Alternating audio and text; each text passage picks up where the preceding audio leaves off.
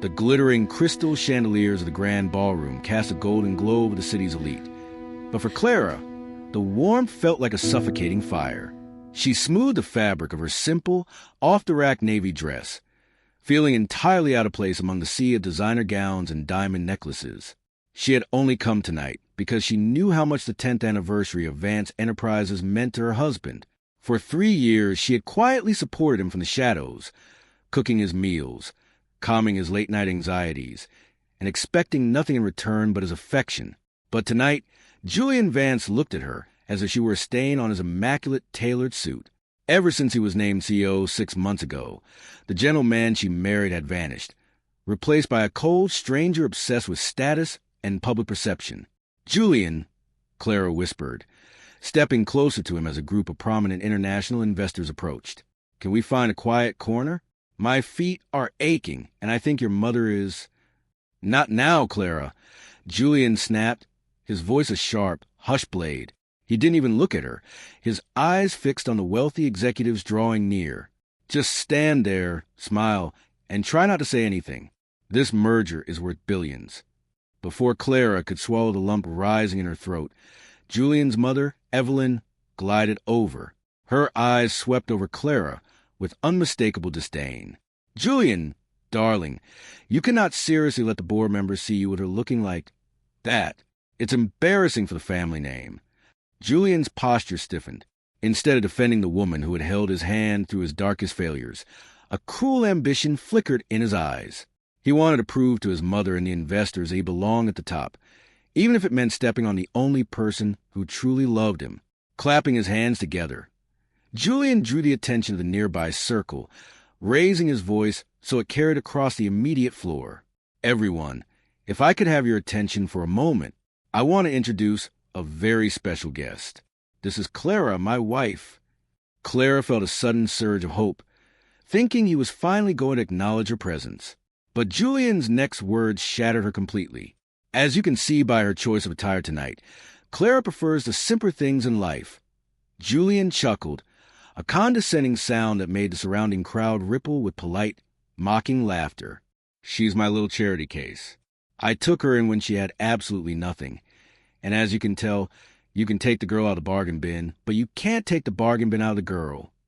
Humiliation flooded Clara's chest, turning her skin hot and her vision blurry. The surrounding whispers felt like physical blows. She looked at Julian, searching for a hint of regret, but found only an arrogant smirk. He had traded her dignity for a few cheap laughs from people who would forget his name by tomorrow. Clara took a slow, deep breath, forcing the tears back. She refused to give him the satisfaction of seeing her cry. Stepping directly into Julian's personal space, she reached into her purse and pulled out a small velvet pouch, placing it firmly into his palm. "I gave up everything to protect you, Julian, but you just threw it all away," Clara whispered, her voice trembling but remarkably clear. Without waiting for a response, she turned on her heel and walked out of the ballroom, her head held high as the heavy door slammed behind her into the pouring rain. Julian frowned down at the pouch, unzipping it to find her diamond wedding ring resting on top of a weathered, metallic key embossed with an unfamiliar, elite corporate crest.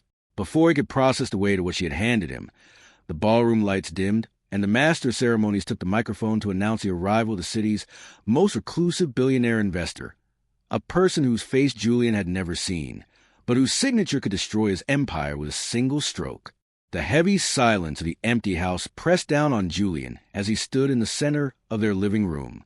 Just 24 hours ago, this space had been filled with the faint scent of Clara's lavender perfume and the comforting warmth of her presence. Now it felt like a cold, hollow vault. The morning headlines on his tablet were brutal, dragging the Vance name through the mud for his behavior at the gala.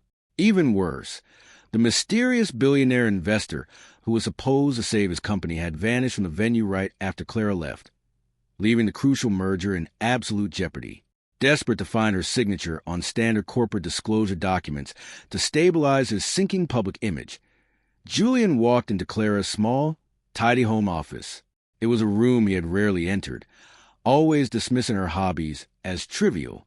As he rifled through the desk drawers, his hand brushed against something heavy, concealed beneath a stack of old ledger books in the bottom cabinet. It was a locked, vintage leather briefcase. Julian froze, recognizing the sleek metallic lock mechanism. It was the exact fit for the weathered, elite crest key Clara had pressed into his palm before walking out into the rain. With trembling fingers, Julian pulled the key from his pocket and slotted it into the lock. It turned with a heavy, satisfying click. He popped the latches open, expecting to find old diaries or family photos. Instead, his breath caught in his throat. Resting on top was a thick stack of high-level international corporate bonds, valued in the tens of millions.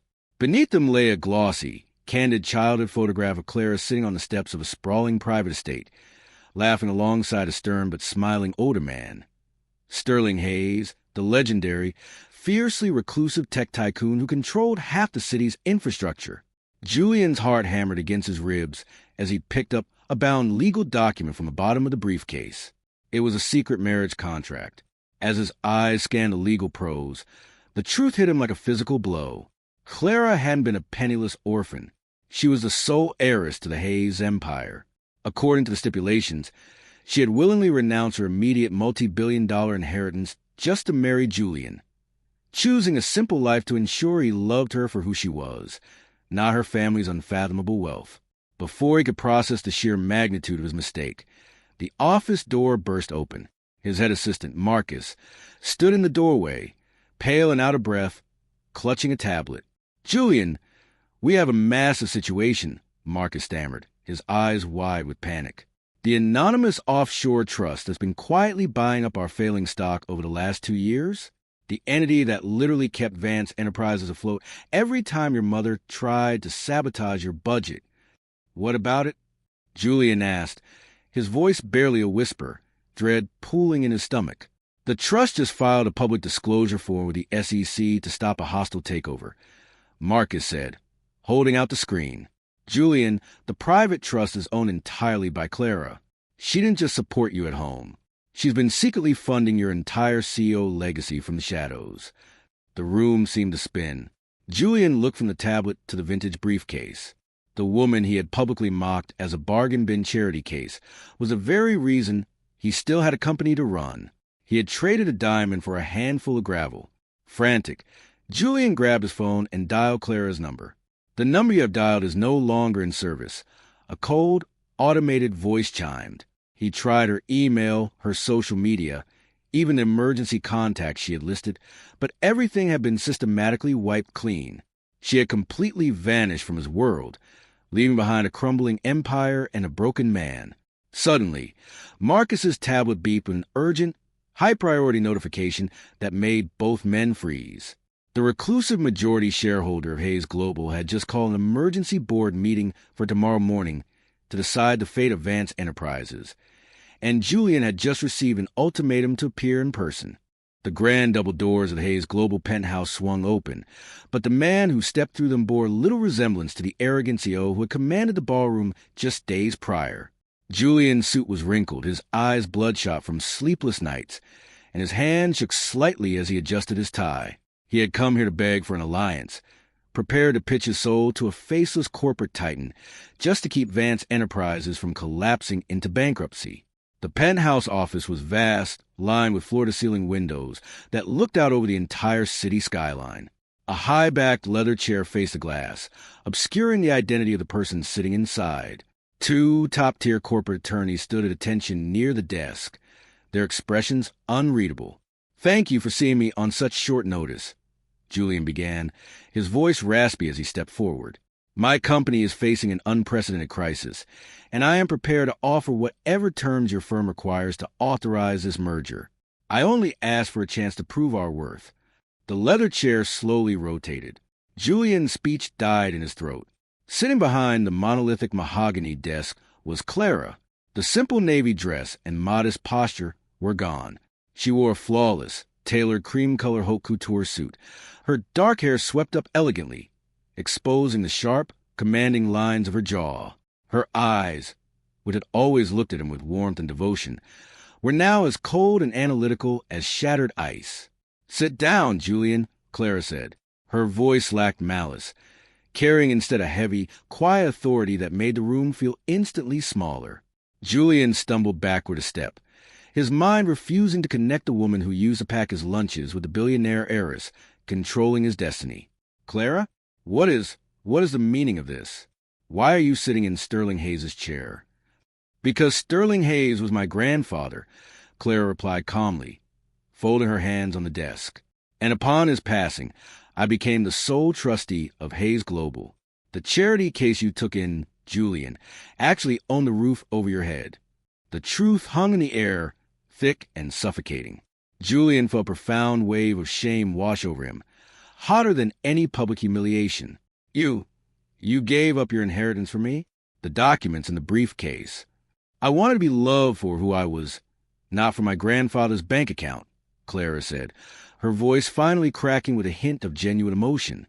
When your mother threatened to pull your funding 2 years ago, I used my private trust to buy your stock and save your position. I sacrificed my family's legacy to protect yours. And in return, you made me a laughingstock to impress a room full of strangers. Clara, please, Julian whispered, taking a desperate step toward the desk, his eyes welling with tears. I didn't know. I swear I didn't know. That is exactly the point, Julian, Clara interrupted, standing up to face him. You only respect people when you know what they're worth on a balance sheet. You didn't know I was a billionaire, so to you, I was nothing. Julian sank into the chair opposite her, completely shattered. He didn't care about the stocks, the merger, or the Vance Enterprises legacy anymore.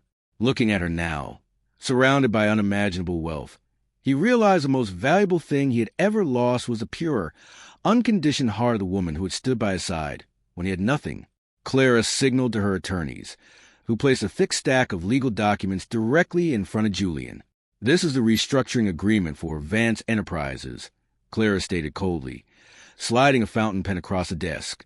Hayes Global will absorb your company, saving it from bankruptcy, but it comes at a steep personal cost, Julian. Sign the papers, and we can begin the process of untangling our lives forever. Julian didn't even glance at the terms of the corporate merger. Instead, he flipped to the final page of the legal packet, grabbed the fountain pen, and signed his name with a firm, unhesitating stroke. He didn't just sign the business restructuring. He signed the divorce papers resting beneath it, relinquishing every single share of Vance Enterprises he owned directly to Clara. Clara watched him, her brow furrowing slightly in surprise. You aren't even going to negotiate for your payout, Julian. You're walking away with absolutely nothing. I never saw what was truly valuable when it was right in front of me, Julian said, his voice thick with a quiet, hollow resignation. He looked up at her, his eyes raw. I don't want the money, Clara. I don't want the title. I just want to know that I am truly, deeply sorry for what I did to you. He stood up, left the pen on the desk, and walked out of Hayes Global penthouse, leaving his billionaire lifestyle behind. Over the next month, Julian disappeared from the high society radar. He rented a tiny room in a rundown part of the city and took a volunteer position at a local community soup kitchen. It was exhausting, humbling work, scrubbing large metal pots and serving hot meals to families who had fallen on hard times. Ironically, it was a charity initiative that Clara's private foundation secretly sponsored, though Julian had no idea. From the tinted windows of her luxury sedan parked across the street, Clara watched him through the kitchen windows every week. She saw the genuine warmth in his eyes as he spoke to the homeless patrons. She watched him hand his own jacket to an elderly man shivering in the evening breeze. The cold, arrogant CO she had fled was entirely gone, replaced by the gentle man she had originally fallen in love with years ago. But the toxic remnants of Julian's past weren't finished with him. 3 weeks into his new life, Julian's mother, Evelyn, caught wind of his location. Furious that her son had surrendered the family empire to Clara, Evelyn arrived at the soup kitchen accompanied by a tabloid camera crew, determined to publicly humiliate Clara's charitable foundation and paint her as a ruthless gold digger who had ruined Julian. Look at what that woman did to you, Evelyn shrilled inside the crowded dining hall, pointing a manicured finger at Julian's stained apron while the cameras rolled. She tricked you, stole Vance Enterprises, and threw you into the gutter.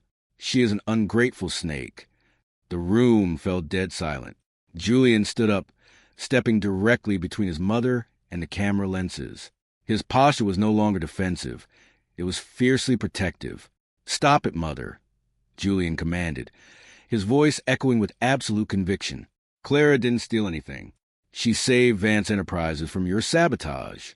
She gave up a multi-billion-dollar inheritance just to stand by me when I was a nobody, and I threw her away because I was blinded by the very greed you taught me. If anyone belongs in the gutter, it's me." Evelyn gasped, horrified as Julian turned to the cameras, exposing his mother's corporate manipulations and fiercely defending Clara's honor, completely sacrificing what little remained of his own public reputation to shield the woman he loved. Watching the live television broadcast from her office, Clara felt a tear slip down her cheek, her icy resolve completely shattering. But before she could process the warmth returning to her heart, her phone rang with a panicked alert from her chief security officer. Julian's mother had just authorized a retaliatory, illegal press leak containing highly sensitive family secrets that could destroy both their family's legacies by morning. The grand gala hall was completely dark when Julian arrived, save for a single spotlight illuminating the center of the polished hardwood floor. A profound sense of déjà vu washed over him as he walked past the empty tables and silent stage. Exactly 1 month ago, he had stood in this very room and thrown away the greatest blessing of his life. Now he had been summoned back by a legal notice from Clara's attorneys, expecting to finalize the last details of their permanent separation. Instead, an army of lawyers. He found only Clara. She stood alone in the center of the light, wearing a simple, unpretentious dress that looked remarkably like the one she had worn the night he humiliated her. "You came," Clara said softly, her voice echoing in the vast, empty ballroom. The icy, corporate barrier she had built around herself in the penthouse was completely gone.